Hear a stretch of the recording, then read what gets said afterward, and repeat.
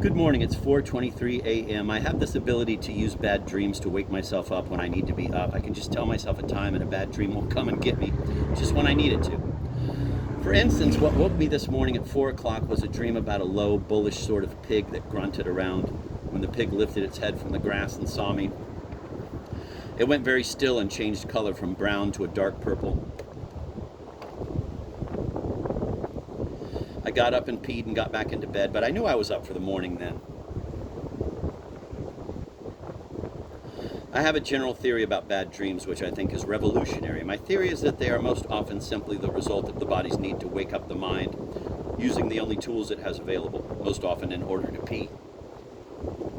The mind is unconscious in a near coma, but the body has received reports of a substantial accumulation of hot urine below decks.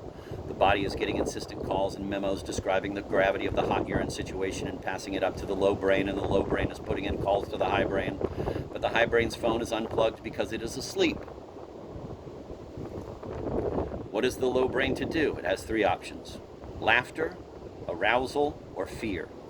All three will elevate the heart rate, but laughter and arousal are, especially if the high brain really wants to keep sleeping for at least 10 or 15 minutes, less dependable. Fear it must be, then.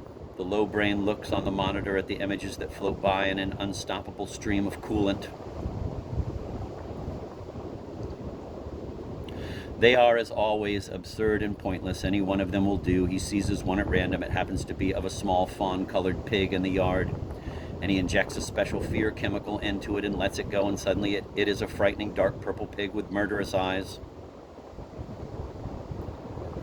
And if that doesn't work, then there will be gray zombies hiding in tree stumps, glossy green tidal waves, stairways that narrow down and drip mud, suffocating sweaters that you knit yourself and can't escape from, tough Eskimos who want to kidnap your children, and so on. All coming at the end of sequences of mindless innocence. And the breathing elevates, the heart begins to pound, the eyes snap open. My contention is that the simple need to pee accounts for over half of the bad dreams that human beings experience. And it certainly accounts for my pig dream this morning. The fire had some trouble today. I balled up 6 sheets of the News Herald and laid over them 2 torn-off flaps from a cardboard box with a crumpled Cheez-Its container laid over that, and at first the fire was healthy. So healthy was it, in fact, that I burned my sock when I looked away for a moment. Not my toe, just the white sock, which now has a rough black charred area at the tip. When the fire died down, I stuffed a paper towel tube deep into the orange otherworldly cavern between 2 lower logs. Quantities of gray smoke issued from one end of the tube as the other end burned.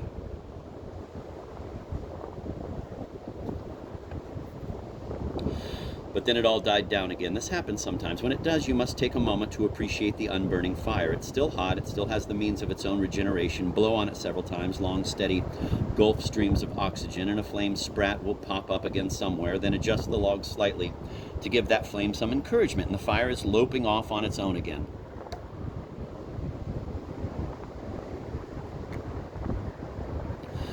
So now let me say a little about this room, our living room. It looks like a real living room, I must say, and I like sitting in here because it is clean. My office is filled with my junk. I can't think about anything but work in there, and I don't want to think about work.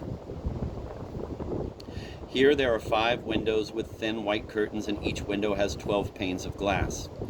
The muntins, those little wooden pieces that hold the panes, look narrow and fragile, but they've been there for a long time. The room has looked more or less like this, with molding going around the wall 3 feet off the floor and warped pine planks for over 200 years, which is a long time. We have been here only 3 years, though. There is a couch in the room and a triangular corner cupboard and various chairs. Nothing in the room is new. Everything has been glued or repaired at some time in its life. Some of it is from Claire's family, some from mine. The Oriental rug came from my parents, who bought it for $400 around 1970. My parents were then big fans of Oriental rugs, less so now because their interests have changed. Their most extravagant acquisition was a tiger rug, an Oriental rug with a life-size hieratic tiger lifting its paw in the middle and incomprehensible designs running around the edge. They bought it for $900. It was too valuable to have on the floor. It hung on the wall in the front hall. One day when I was 12 or so, we were doing a family house cleaning, and I got interested in the idea of beating all the rugs. I took the little rugs out and hit them with a broom handle, and then I beat the tiger rug, imagining that the dust particles that poofed out had magical powers. And when I was done, I hung it out over the railing on the front porch. I said to myself that I was hanging it there because I wanted it to air out, but really it was that I wanted people on our street to see that we had this very unusual and expensive rug. Towards dusk, I heard an odd clink. I went out on the front porch. A car with a rusty trunk was driving off. The rug was gone, stolen. My mother wept. She would have it now if I hadn't wanted to watch the dust puff out of it.